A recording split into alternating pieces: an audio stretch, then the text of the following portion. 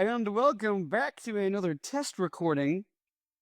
It may have been a month since we've spoken. It may be a month since we've last seen each other. Wonderful, wonderful people on YouTube. Yes, you, person on YouTube. Yeah, no, thanks for watching. Thanks for watching. I know I haven't been posting. I needed to apply to jobs and do school, but this is not an excuse. And I had to get really good pump in the gym. It is not an excuse, but it was still my excuse anyways. You know, you gotta get the biceps above. Wait, I gotta angle. I got to angle it so you can see what's happening. You've got to see it. It's like not how it goes normally. Normally, you would not expect it to be like, but it is. It is, in fact, You know, it's like you say, like the bicep, you know, you do this little bit of that, you know, a little bit of, you do a little, you do a little, This is me testing out the new recording software, because I'm recording a big interview tomorrow. Big interview. Tomorrow.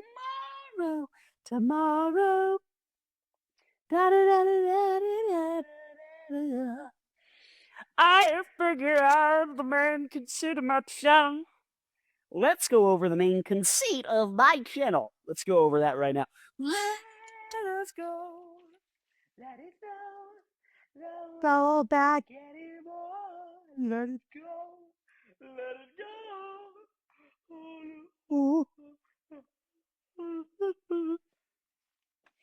Okay.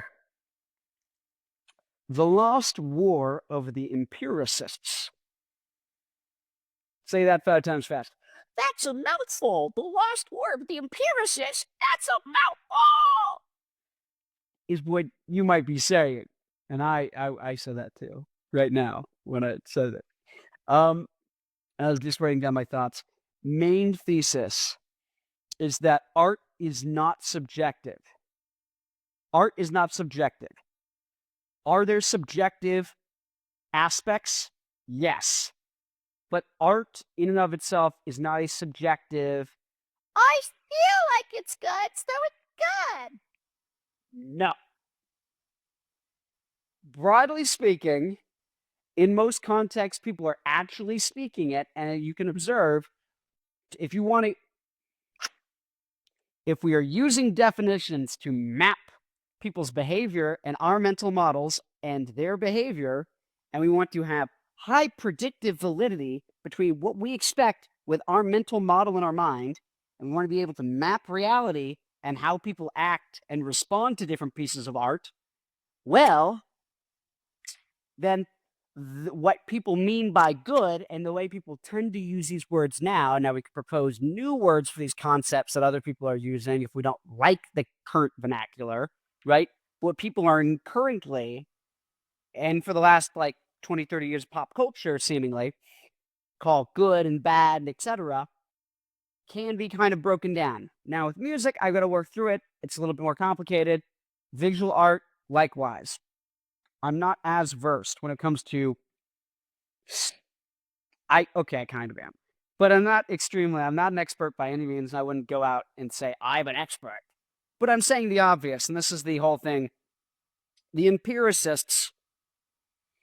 Now, people, if you're really a philosophy individual, you're a philosophy major, you're going to get into the difference between, rationalism and empiricism and objectivism. These are all completely different philosophies. And which one's right? Honestly, anything that's non-emotionalism, we're calling empiricism for the sake of this conversation.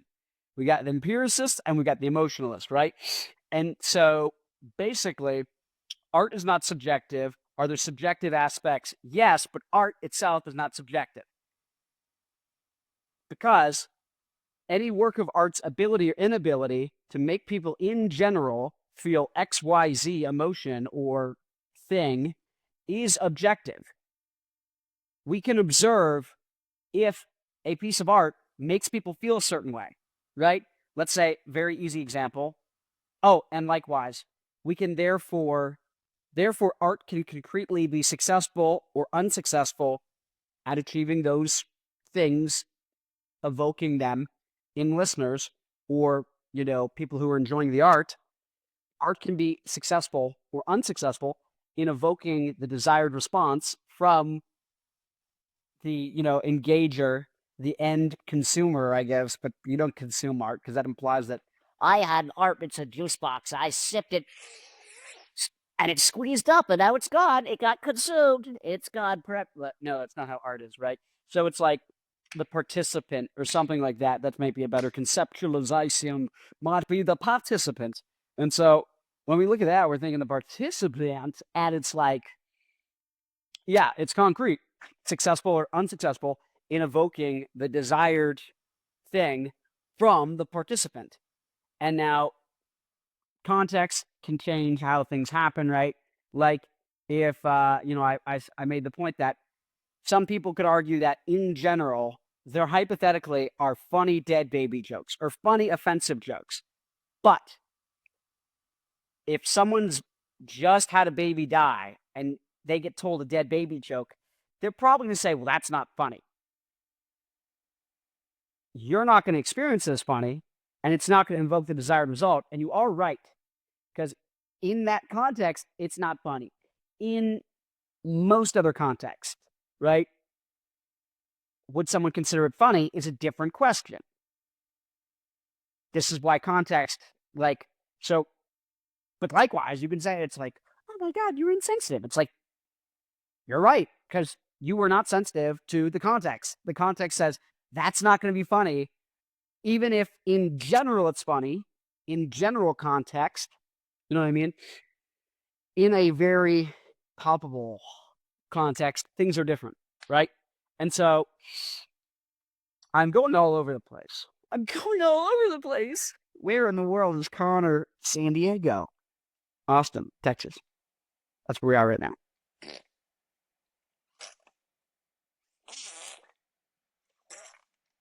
Submitting my job app to Riverside.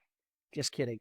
I downloaded the Riverside app to my computer so I can film interviews and videos like this. Boom. This video is getting uploaded. I was just thinking about it. Check again. Getting uploaded. Rough draft. We're going to see how the audio sounds. Anyways, oh my God, I'm just excited. I'm excited. I had my birthday. I turned 23. Yay! Okay, so yeah, basically, art is not subjective, though aspects of art are subjective, clearly evidenced by we can observe if art, and this is the whole thing about empiricism, is being able to observe things, right? And so we know that things are true because we can observe they are true, right? This is why you have verification and validation in science. When someone says, okay, we did an experiment, we observed XYZ thing, other people need to be able to run an experiment to see if they also get the same thing, right? And to figure out, you know what I mean? This is how you need to verify. And the way you do that is observation, right? And so I think at the most fundamental level, everyone's an empiricist. Now, then can you make abstractions and empirically? I think really everyone's an empiricist. And the reason I say that is people can make seemingly logical arguments for everything. And in theory, you'd make a logical argument that, quantum mechanics, none of that stuff would make sense. In quantum mechanics, things like exist and don't exist, but they're also like, things are waves, like in the ocean, but also they're singular objects, like a baseball. And there's all these things that, from what you observe and what you think, you wouldn't agree with. The only reason we do is because we observe that they don't make sense. So I think much more of what we do as humans and just in society, how people actually operate, being an empiricist here, going off of what is, or at least what we see, what the data says, we see that people are not these rationalist creatures.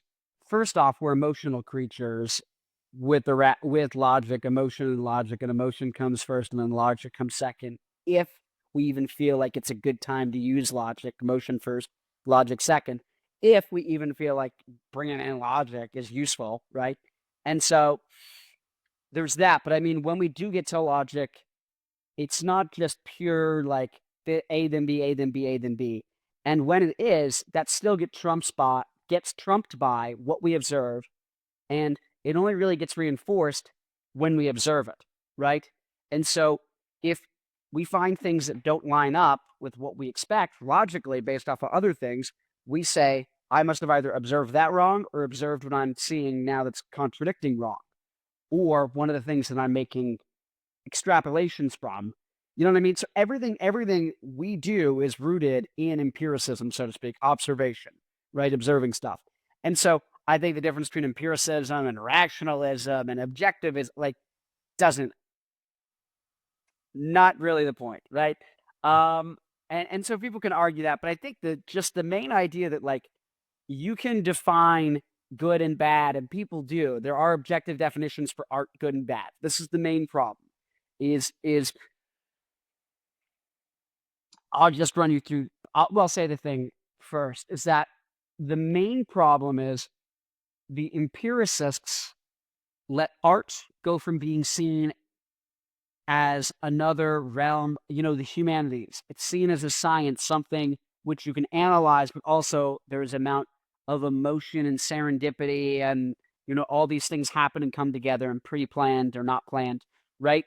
But basically, we said that there was at some point in culture, it seems, and I could be wrong about this, but it seems like there was some point in civilization, Western civilization, or whatever this kind of the global order, that exists today. At some point, we went from saying music has objective and subjective components, like with science. There's, you could say everything's rooted objectively, but where to use it and where we make advances next is not always comes in a logical sequence. It's a lot based on who are the humans in that moment who are making these decisions to research different things or working on them, right? Like if you had Einstein studying different stuff, maybe there would have been a different type of breakthrough and a different path of science, and history would have gone a completely different direction, right? We don't know, right? And so that's the thing is when you go look through history of science, it's clear that, yeah, there's the objective fact stuff and there's the emotion subjective stuff. They're both there in science, and art was seen as kind of the same way, right? And you see this with people being like Pythagoras trying to go like and build these scales and different things, Pythagorean theorem, that guy, the guy from Greece. And so it's like, this is an old concept. Not as old as the human species, but like people thought like there is a literal, logical, concrete element to art, and there is also clearly emotional, subjective pieces because everything we do has an emotional, subjective part, because we're humans. You know what I mean? But there's also a logical part because we're also humans. Humans do two things. We have emotions and we recognize patterns and we, think things. Because sometimes the emotion isn't always perfectly right, or maybe the emotion is generally right, but it's missing something in a different direction that we're going to gain through logic that makes us overall more successful. And so there was a fundamental understanding. They say like, oh, the Renaissance man, he's well versed in all these things, but it's like it seems to be forgotten that a lot of these things were a confluence of emotion and logic, emotion and empiricism. And now emotion can be empirically observed, right? And so this is kind of like the main thing. Do I look bigger here? Do I look bigger at this? I with the camera down. It's like the minute downlighting, you need to see the bicep. But this is a whole kind of concept is like what's going on there. Oh, there we go. Okay, so video recording. I can't wait to see how this turned out. Or how much room on my laptop there is. I guess I'm recording a video right now. If the audio is awful, sorry in advance. But you're here for the content. No, but so this whole idea, and so let me just run you through an example. Basically, here's a bunch of different topics and debates, and I'm going to give you what the emotionalist person would say and what the empiricist kind of would say. Oh, art is good or bad, or any given artwork can be determined to be good or bad. An emotionalist would say, well, no, that's subjective. And an empiricist would say, no, it's objective, and it's actually like the most, it's the most in, it's the factor that lets you know the most about how people are going to respond to the art is if it's good or bad. If it's good or bad is the most important metric, not because of some moral stance I have, but because when we observe how people respond to art, genres of the thing, and all these different aspects, kind of change how people respond to art. But is it good or is it bad is the highest factor in determining how people are going to respond to art. And so the empiricist, who testing out, my brother has left the goon den. Goon. He is a goon, like working for the Joker in Lego Batman. What did you think? No, but like XYZ piece of art is good or bad. Emotionalists would say that's subjective and it's not even important. An empiricist would say that's obviously objective, observable, and it's the thing that has the highest importance to people. Like when you look at how people respond, if you're making art, that's the most important thing to kind of break down, right? Genre, the empiricist, or the genre, the emotionalist would say, well, genres are totally objective because genres are like, well, this thing is definitely punk and this thing is definitely hardcore and this thing is definitely, and the empiricist would say that stuff depends entirely on what definition of genre you're using. Are you saying there is compositional elements? Are you along with maybe different instrumentation? Okay, well, that's what determines the genre. Instrumentation and composition. Is it themes? Is it the ideas and the mindset behind the lyrics it evokes? It's giving independent, right? Or is it the history and the culture of people they're interacting with?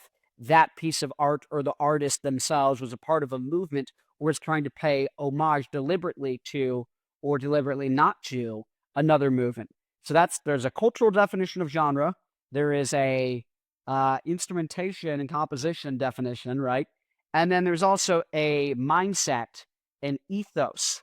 So there's an ethos, a context, and a literal and a musical, I guess, definition of genre. So in that sense, the empiricist would say, well, if you define any one of those things, you can make objective statements about it. But if you say genre as a bucket and then you don't clarify which type of genre, you're talking about, then it's actually not objective. It's completely subjective. But if you make the distinction, then yeah. But this is kind of where it's like, but also, it's not the most important stuff, right? This is secondary. It's important, sure, in terms of telling you how people are going to feel about it. Yeah, these are all important factors. That's why I wrote them down. But the empiricist is going to say the most important thing that has the highest impact is something good or bad, right? So we keep going through the list. Tempo and key signatures, the emotionalists are going to say, oh, that's objective. That's totally like everyone agrees on tempo and key signatures. And the empiricist is going to say that's all secondary. Like there are empirical elements to it, but if you look at a lot of music prior to quantization, tempos and key signatures, things are all sorts of slightly out of tune. Nothing's perfectly in tune, or most things aren't. With Pythagorean tuning, it's mostly a gray area. Actual key signatures, are mostly a gray area, right? Because we usually don't stick to just the 12 notes in the scale. And when the instant you go outside of that, you can't be perfectly in key.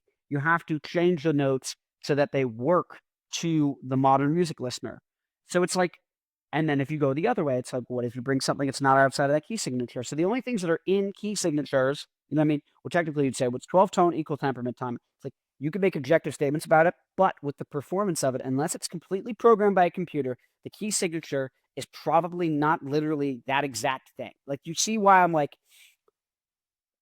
there's lots of rooms for interpretation. The exact same thing with tempo. Are all the musicians playing, you can say anything is 4/4. This is a great debate with tempo. Anything's 4/4 if you add enough bars, right? Like, and you just say, oh, that was half a bar, or the song starts on a 3, right? Or like the song starts halfway through a bar, or there's a 2-note pickup, or there's a 3 and 16th note pickup. Like, this is the thing you kind of get into. Let's go. Oh, personal expression and authenticity. Like, is this like really personal expression or authentic? Like, the emotionalist would say that's the most important thing. And yes, you can totally tell if someone totally authentically feels it, or if they're just phoning their way through it. Or if it's personal expression, or if it's inauthentic. And oh, well, how do we define that? Well, I can tell, and no one else can. Versus the empiricist would say, maybe to a certain extent you can try and tell. You probably can never really know.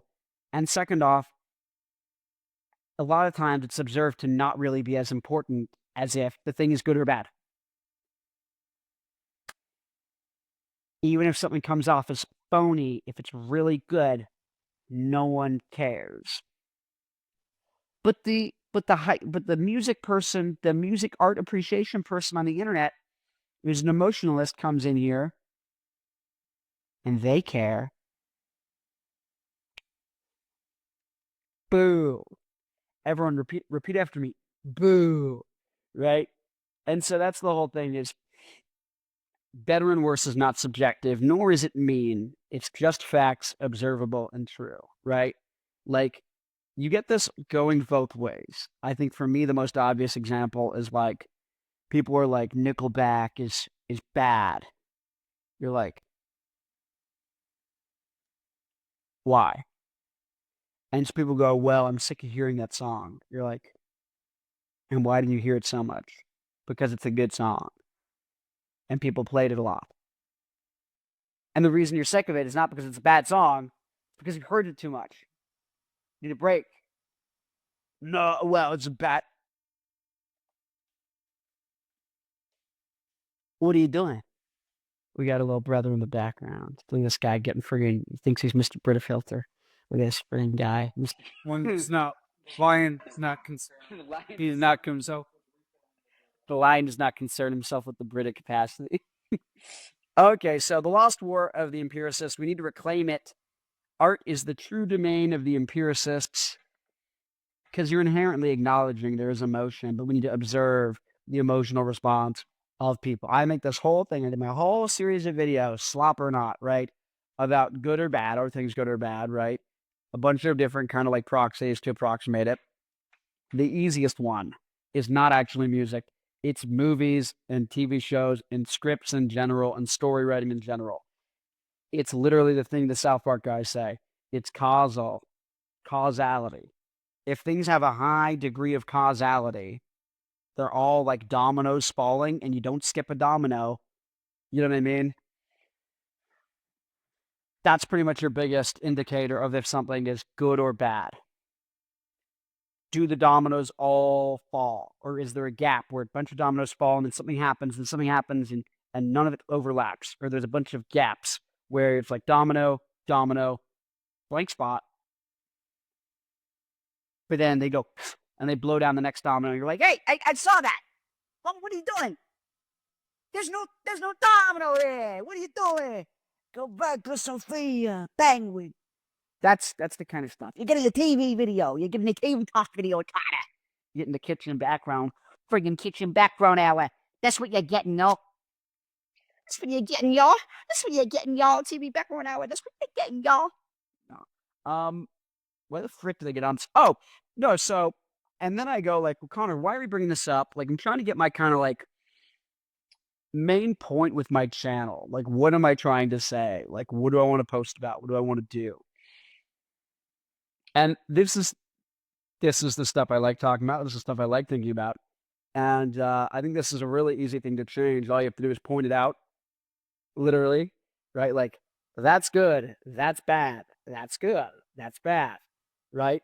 This is why Taylor Swift or someone can be really successful working with Max Martin and a lot of the country artists and a lot of people, you know, before the rock industry totally collapsed, working with songwriters but that's not authentic. And that's agnostic of genre. And but doesn't matter. If someone can write a good song and when the person performs it, it still is good, it's good. But when the economics aren't there, there's no incentive to figure out what good is and to refine it. And when no one tells you if it's good or bad, you don't ever make good. Because you don't know everything you're doing is bad. Right? Like Stairway to Heaven could come out right now if it never came out before, or whatever song you think is, universally acknowledged as a great song.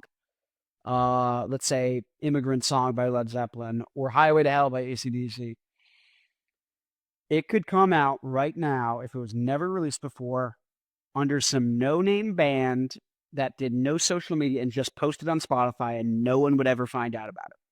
And even if they did and they tried to tell a friend or two, it really wouldn't get super far.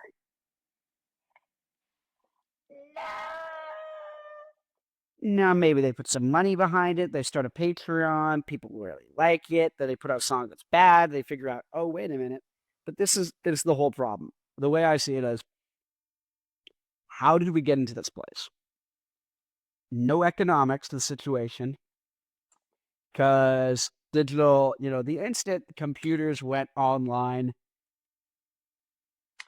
the past economic system of CDs and physical media sales, days were numbered. Then you get into money printing and, central planning of U.S. economy, inflation, wages versus cost of goods versus purchasing power after tax of Americans, one of the primary markets, which a lot of music and English speaking culture comes out of.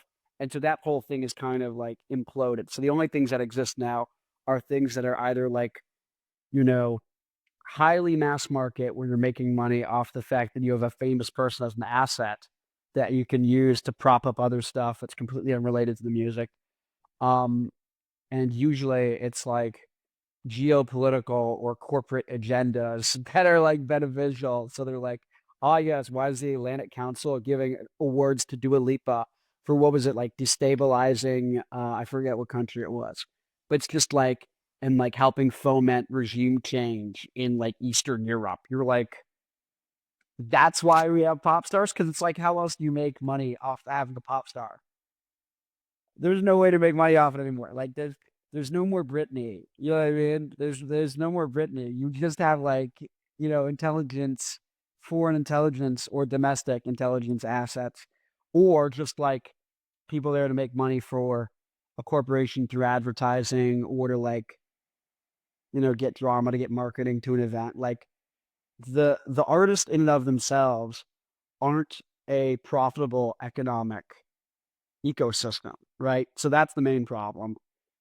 And when you don't have the economics for that, there's no incentive to make good art, and there's no way to do it sustainably. You know what I mean? Like,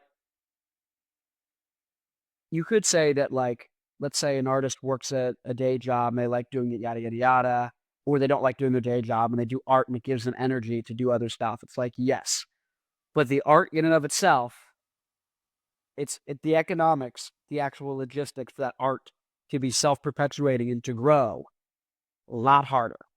Or we just haven't figured it out yet. It could be the Bitcoin stuff. I got a friend, Ravine. I think I named the podcast U2 Apologist. I posted it. The Rock Show with Connor Frell.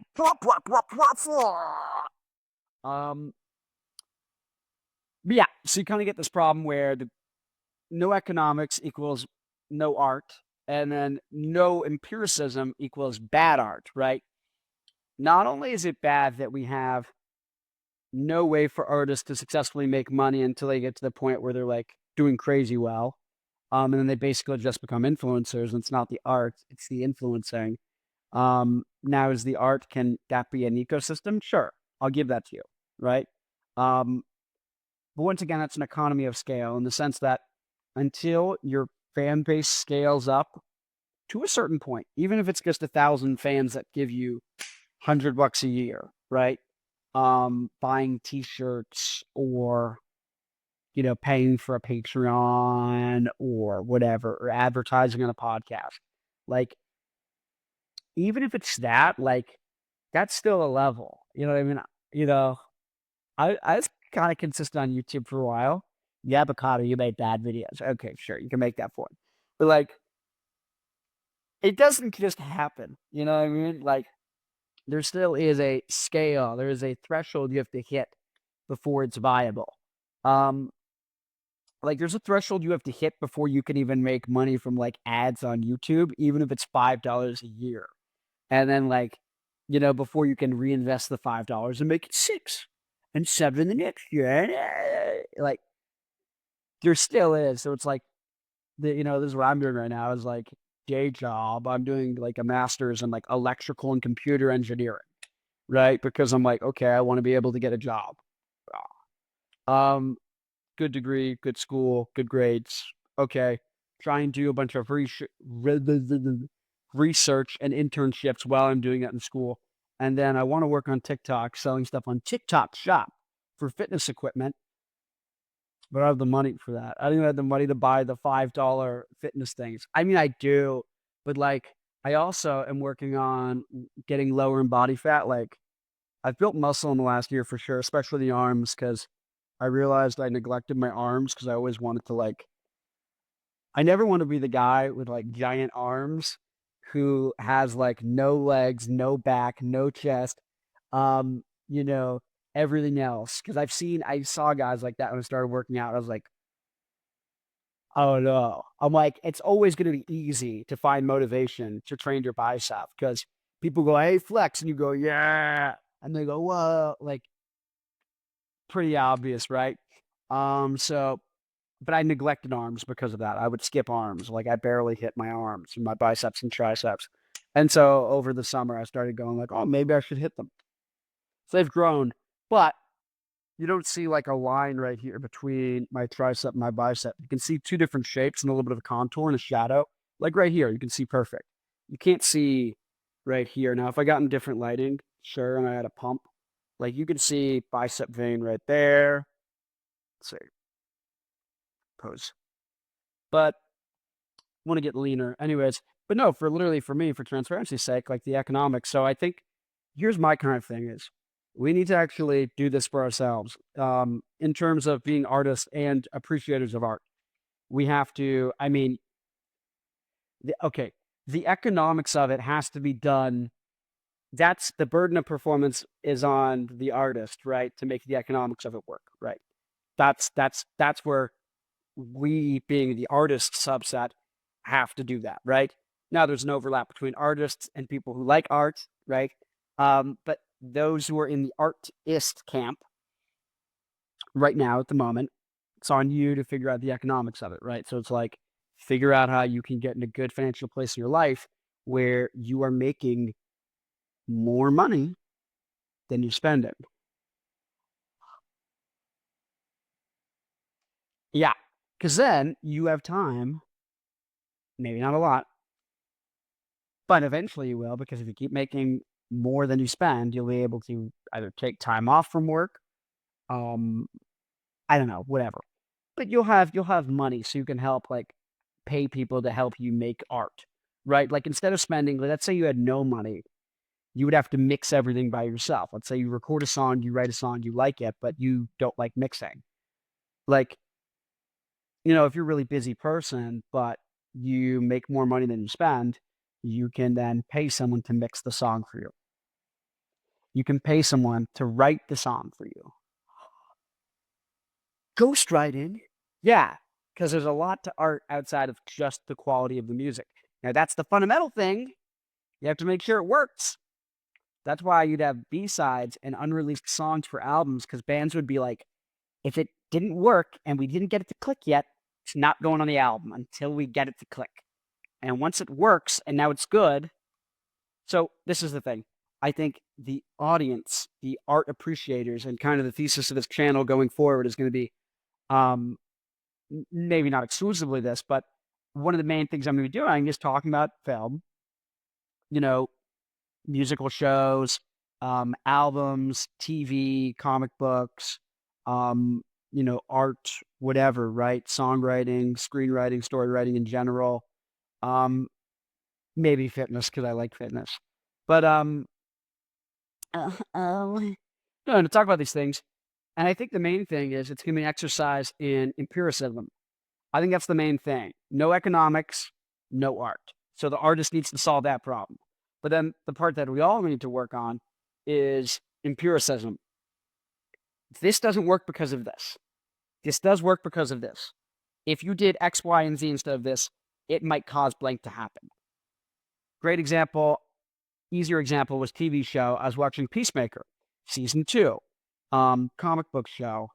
And the first 7 episodes, I thought they were slow. Like there's dominoes and they all are causal.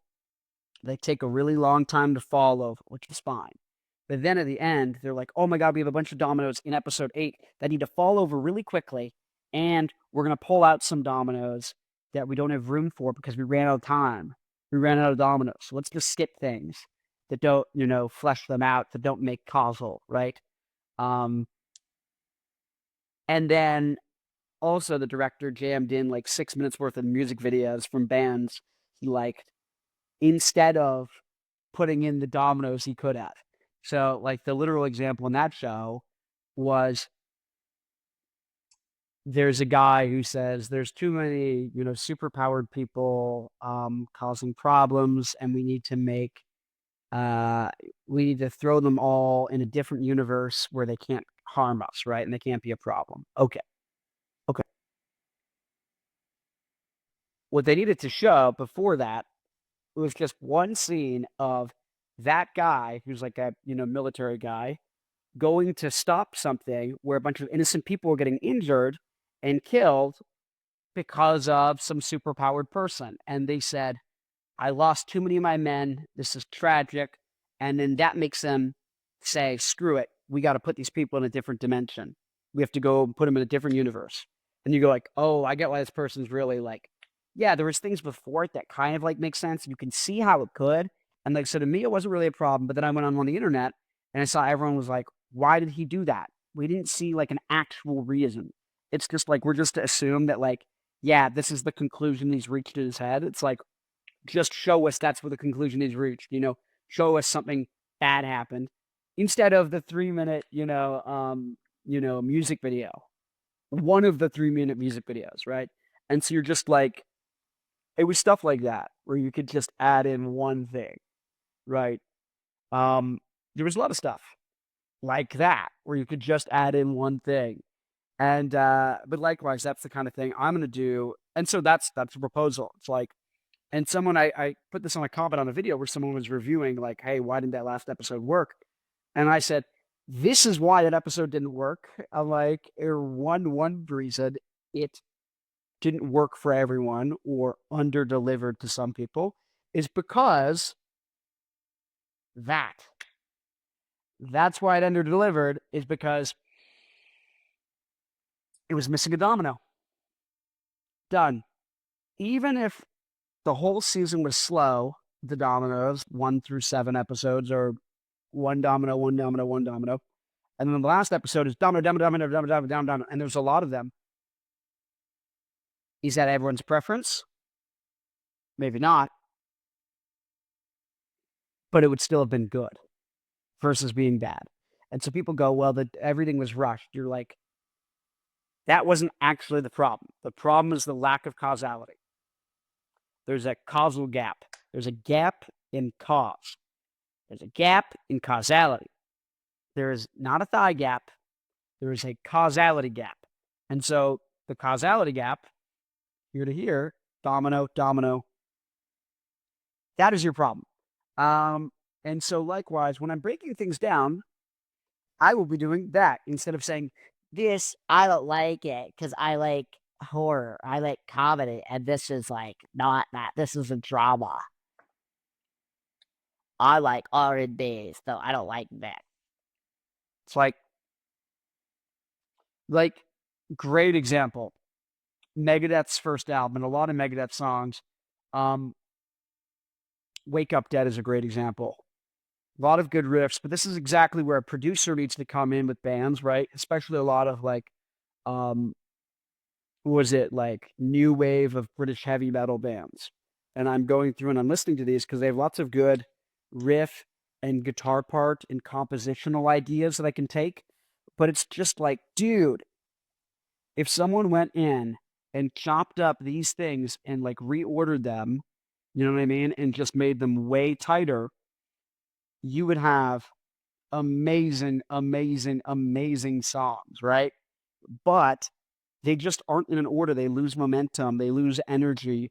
They don't feel, I don't know if it's causal, but like it's just I could break down into it, but it's a similar thing where it's like, yeah, it's obvious to make these edits and to go over and just say, oh, you need to add a thing. Like, no, this is objective. Now, are there many options of what you could have put in? Like, likewise with Peacemakers, like there was a missing domino. Are there options of what you could have put in where the dominoes could have been instead? It's like, yeah. Um, but objectively, you're like, yeah, it's missing this here. And you can just see, is it more effective or less effective? Because this is where it's like, you just play it for people. And if they don't like it, they don't like it. Now, sometimes it's tricky because you can't really have people accurately experience it until you've fully mixed and mastered and done all the vocals and done all this other stuff for a song. But that's why you make a demo. And you understand when you make a demo where you put down, you know, every instrument and you put down all the parts and you do the full length of the song and you just do a quick mix to get everything kind of listenable, then you bring it to people before you perfect it or send it to someone or pay for someone to do something. You then show it to people and they go, I don't know. Now, the nice thing is if we have a community of empirical people who start recognizing the song production and the structure and the things that work and don't work, then these are the people you can show your rough drafts and your demo tapes to. You know, we could have friggin' empiricist demo club where we all send each other demos and we listen to them, whatever you guys want to do. You know, whatever you want to do. Let me know. Whatever idea you have. You know, text me. I don't know. Instagram. I'm getting tired. It's my bedtime. What am I gonna do? What am I gonna do? Edit this. I'm gonna edit this seriously. I'm gonna edit this me of all people. You know, I'm gonna be editing. God bless go. But yeah, let me see what else I wrote. But yeah, that's probably a good idea, is like to get the empiricism. The economics part, I think just recognizing and pointing it out that things are the problems.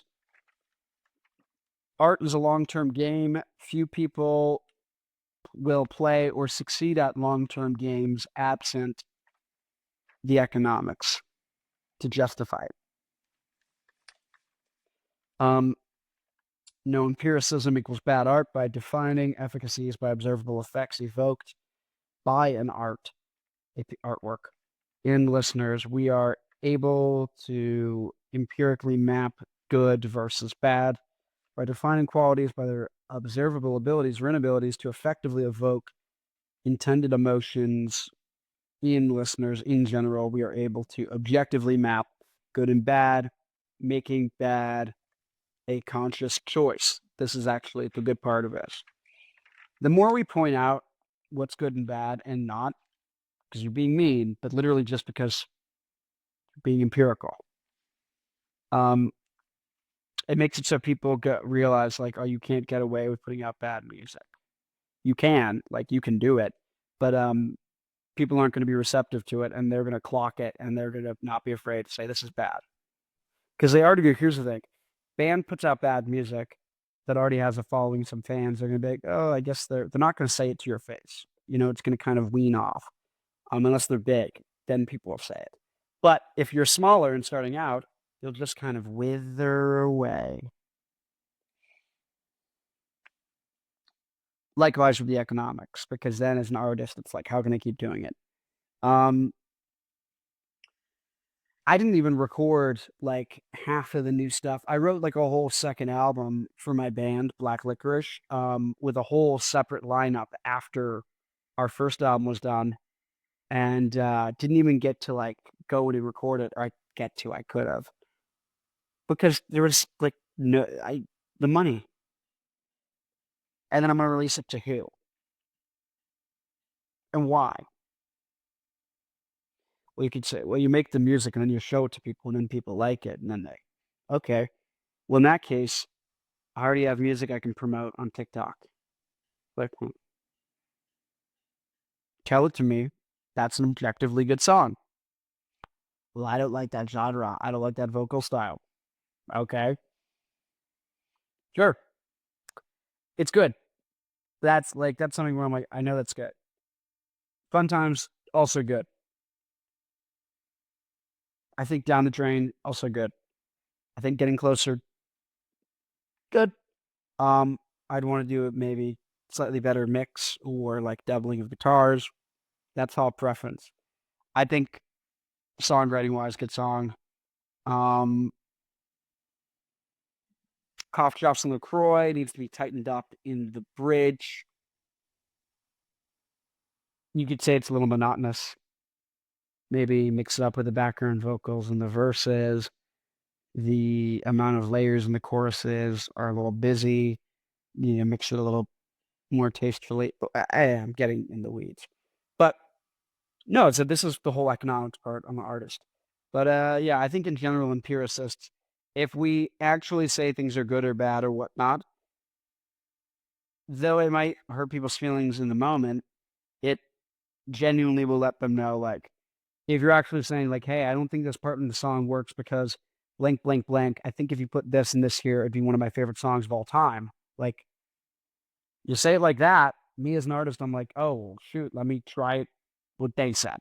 Let me make another copy on my desktop and try what they said. And then put it back to the people. It's like, that's actually compassion. If your friend gives you a rough draft of an essay and says, hey, I think I'm going to submit this, and you go, sure, go for it. You're a bad friend. You're not doing them any favors. You're not helping them. You're actually not being compassionate. Though it might feel like in the moment, because emotionally, yeah, this is the whole thing why I'm saying emotionless versus empiricist. If you're looking at the outcomes and the observable things that are going to happen, your friend is going to do worse. You interacting with your friend in that way from the emotionalist frame is going to concretely, objectively make your friend's life worse. Down to the definition of being a bad friend. But no, you can't define things objectively. This is why I go, well, is it objectivism or empiricism or rationalism? It's like this whole concept, this whole debacle, this whole debacle, this whole debacle, whole debacle. I'm doing, if I guess I might post this on Spotify for as a podcast. But if you're listening to this, I'm doing funny faces at the camera. No, I'm just kidding. I'm doing them to you at the camera. At the drive-in. My favorite band. Once again, I'm just a tired, eepy little guy. I need to do a sinus rinse. You know, I need to get jaw surgery because of my jaw is like literally uneven. My brother had to get jaw surgery, like literally for medical reasons. I should probably do it before I stop growing, which probably means within the next year or two. Yeah, I kind of got to figure that out. So, oh no, but this is why the cycle of like being empirical, not just being a jerk. Like, yeah, obviously, don't just be a jerk. Um, but here's the other part to that. People can be jerks that are being empirical. They can be right and they can still be mean. But the thing you need to realize is it true or is it false? That's the important thing always.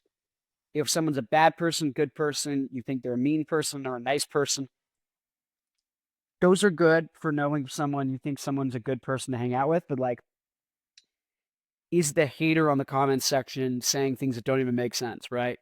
Like I commented like they would fix this thing would be fixed in Peacemaker if XYZ thing happened in the script. And a person commented, well, that's not what that organization does in the comics, and it didn't need to be fixed. I'm like, we don't know what this organization is going to do in live action. It's a completely different lineup from the comics with a completely different implementation. So it's completely different. We have no clue what they're going to do in this show going forward. Second off, the show doesn't need to be fixed. But if they added in something, if they filled in the causal gap, it would be fixed. So that's where I was like, I'm not upset about the criticism because it came off as that person being mean, or maybe I felt like they're trying to be mean. Because what they said was wrong. It just doesn't even make sense. You're like, yeah, you're wrong.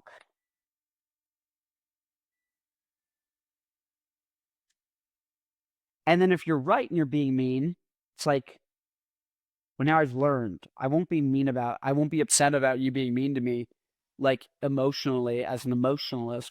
I won't emotionally be upset about that 2 days from now, not 2 years from now, but I might have integrated the wisdom from you pointing out the truth to me. Duh. So yeah, that's kind of my main conceit is, and a lot of this phraseology, I would give credit to Rollo Tomasi, who said, he has a quote, something like this. I'm paraphrasing, but the language of empiricism sounds like being mean to people who speak the language of emotionalism, right? So if you tell people that whatever, here's an example, I'm 5'7". So if someone said, in general, heterosexual women would be more attracted to me if I were 2 inches taller, because then I would be, at the average height for a man in North America instead of being 5'7". Could I hear that as being mean? If someone says you're short, like let's say they don't say it as, you know, clearly, they say you're short, and no one's ever gonna love you. First off, that's factually wrong. But I can say, well, yeah, I am short, which would decrease the probability. But then, once again, there are multiple yada yada yada reasons why men would like women like men, yada yada yada. Many reasons, yada yada yada. Many different attraction, arousal, mating, all sorts of this. But no, the main thing is, if someone says the truth to you, it can sound like they're being a dick, right? Like, someone could say, well, this haircut is known as complimentary to your face shape. Or they could say, Connor, you would look more attractive and your YouTube videos would do better if your face leaned out more and you had better lighting and you have a bunch of random stuff in the background. Those are all true. What? Yeah. If a more attractive version of you, was doing whatever you're doing, you would do better at it. Unless it's an ugliness competition, which I've been to. I saw your mother there. Oh, I'm sorry. I had to. It was low hanging fruit. Some people say, Connor, you have a lisp. And lisp is when you can't lift. It's when you can't say a TH sound. I think I mumble my words a lot. I think that's true. I think you can say that I mumble, and I think you could say that I pronounce S's weirdly. I, for some reason, have the S. I have a hard time chopping off the end of the S quickly.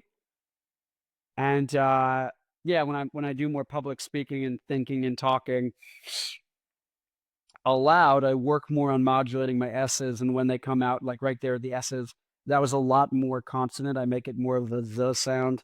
But that's an example where people will go, Connor, you have a lisp. And it's like, I have a speech impediment, maybe. Like, that's probably what you mean, but lisp. Lisp. Lisp. Do you have a lisp? Do I have a lisp? Lisp? Lisp? Do I have a lisp? This is someone with a lisp. Sam Mike Tyson. Mike Tyson. Mike Tyson. Mike Tyson. Tyson. That is a lisp. Let's say Sally sells seashells by the seashore. If I go, Sally sells seashells by the seashore, and you go, shush, shush, shush, shush, shush. All my shushes are kind of, they don't stop as abruptly There's not as clear of a delineation between the different consonants, vowels, just syllables in general are not being articulated well. Like, so once again, but this is a good example. Someone could say, you're stupid, you have a lisp, no one can even understand what you're saying, no one can even understand what you're saying. You're ugly and your videos would do good if you lost weight, little fatty boy. And I would say, okay, I'm like, by any objective measure, I'm not fat. Maybe BMI, because I'm well muscled to a certain extent. Muscled, well muscled, muzzled, muzzled, mus. See, now I can really hone in on it. But oh no, but I could be like, okay, well, I'm not fat, but I get what you're saying, right? Leaning out in an aspect that would be noticeable facially, or with like more striations and whatnot. Like you can already see some veins. See right there. That does that look fat to you? Does that look fat to you? No, it's not. It is not. You can see is it my brack? Is that my brachialis? I don't even know what that is. That's a muscle. You don't see that on people who are fat. Because there's just certain things. But anyways, and I weigh myself. I know how much I weigh. So I'm like, okay, I'm not fat. But the point of like, though that could come off as an insult, maybe it's intended as an insult. But if they say something, it's empirically verifiable, right? Like, oh, people at more attractive body fats have higher performance on visual medium rather than when they're bulked up and in higher body fats. Like, okay, that's empirically true. Like right now, if I get my hair and then I have a little bit of hairspray in the bathroom, now I think this side needs to get chopped a little. Needs to get thinned out. The barber I went to last time, really nice guy, and this is being empirical. Really nice guy. I love the thing. It was a little pricey, and I don't know if he did maybe the best job on this, but also it's been a few weeks, so maybe this has just happened when it grows out. He also did a really good job cleaning this up. Above the ear looks still much better weeks out. It's much better. My facial hair, yeah, if I think it grew in a little bit better, I think I would also look better, right? So there's all these things I can take as constructive criticism. The reason I go through all this stuff is like just to give you an overview that like when it comes to music in general and art in general, giving these types of feedback to artists is what actually lets artists make better art going forward. They need to know when something they're doing is a deal breaker in regards to the art itself being good or bad. If they're doing something that makes it bad, they need to know that. It's not compassionate. It's not kind. It's being a bad fan not to tell. That is my main conceit here. Let's see. Bicep vein. Let's see. Is the vein coming out to say hi? No. Let's see. There's another vein. Vain, we're like vanity. You could say that, right? That's vanity unfair. Yeah, I feel like a little lopsided with the rib cage or something. Ooh, crack my back. Ooh, yeah. Ooh, yeah. Fuel, let it burn. The fuel is pumping engines. You could say I can't do a good James Hetfield impression, or it needs work, and that'd be true, right? That's empirically true. Like, yeah, if I was going to do a song where I'm trying to do a cover of like, what if James Hetfield from Metallica sang this Arctic Monkeys song, and if like before I posted it, or I guess after, you said, hey, you don't sound like James Hetfield. That's not really a good impression for you. It's like that'd be true, right? That's good feedback. Especially if I was then planning on making a 48-minute video of me doing James Hetfield impressions from Metallica. It'd be a really good idea for you to actually tell me that I'm not good at it. Or that video is going to take a lot longer before it's actually a good video. So yeah, so that's kind of the whole thing. Basically, not I know why I said because it's reflexive, but it's always funny when I observe myself saying in the middle of a sentence. It's like, how did that friggin' get there? How did that get there? But no, so empiricism, you need to do it, I need to do it, we're all gonna do it. And then the economics, that's the responsibility of the artist. If you want to help brainstorm, go ahead. But I'm trying to flesh out the who, what, where, when, why, and how of this all. Like, what's the whole point of this whole conversation? What's the whole point of this art appreciation? I guess it's to make there be more good art as a listener, right? It's so that there's more good art if we are truthful and are empirical in our statements and assessments and reviews of art, right? We talk in a way that's intelligible, practical, and useful, because that is actually what is productive and compassionate, as opposed to, well, it's this genre, or it's this tempo or key signature, or it's authentic, or, oh, it has flowery things. It's like, good or bad. You need to start from that and then build off from there. And then why or why not? Or at least your hypothesis as to why or why not. And then you can test that hypothesis as to why or why not. Or the artist can, that you're reviewing or discussing their work. And so, yeah, it's, if we want to have, because the empiricists lost the war, we lost empiricism and we lost the economics. Because of these two things, you can clearly see this in rock music, lack of good art. Lack of good art is due to lack of empiricism and the economics. Now, does that not mean there's no good art in rock music? No, it doesn't mean that. Just less frequently. And yeah, so that's my main thing. So what's the point in this? Just spreading out that movement? I don't know. Whatever ways just become something that like people want. I'm gonna keep talking about stretching.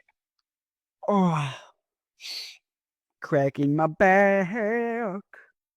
Anyways, I hope the audio for this worked at all. Should I post this as a podcast episode? I think I will. Who listens to my podcast? No one now, but someone in the future might. Anyways, on YouTube, should I break this up into three episodes? I think I might. I might do this as like 3 20-minute episodes, right? I'll post the whole thing as one big thing, but this will be like a 3-parter.